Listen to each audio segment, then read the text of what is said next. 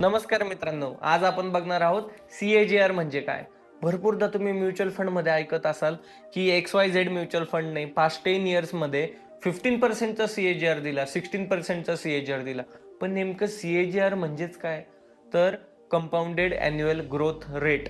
CAGR मध्ये आपण काय करत असतो की जो काही प्रॉफिट होतो, जो काही नफा होतो, तो रिइन्व्हेस्ट करतो आपल्या मुद्दलमध्ये किंवा कॅपिटलमध्ये. तुम्हाला खाली दिसत असेल की पहिल्या वर्षी सपोज तुम्ही कॅपिटल आहे तुमचं 1,00,000 रुपये, तुम्ही म्युच्युअल फंडमध्ये गुंतवले 1,00,000 रुपये आणि तुम्हाला 10% CAGR येतोय दरवर्षी. तर पहिल्या वर्षी 10% म्हणजे किती प्रॉफिट झाला? 1,00,000 वरती 10,000 रुपये. पण हे 10,000 रुपये आपण विड्रॉ नाही केले, रिइन्व्हेस्ट केले. तर दुसऱ्या वर्षी किती झाली आपली मुद्दल? 1,10,000. मग त्याच्यावरती प्रॉफिट किती? 10% प्रॉफिट आहे. प्रॉफिटचा टक्केवारी सेम आहे.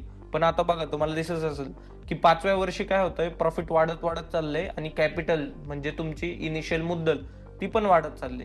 सो असे जेव्हा कॅल्क्युलेशन केलं जातं तेव्हा CAGR आपण म्हणतो. CAGR हा लॉंग टर्म आपली इन्व्हेस्टमेंटवरती किती रिटर्न आले ऍक्च्युअल हे समजायला हेल्प होते. अजून एक उदाहरण हवं असेल तर भरपूरदा लोक म्हणतात की मी माझ्या वडिलांनी 30 वर्षाआधी 10,00,000 रुपयात एक जागा घेतली होती, आज जी 3 करोडला आहे.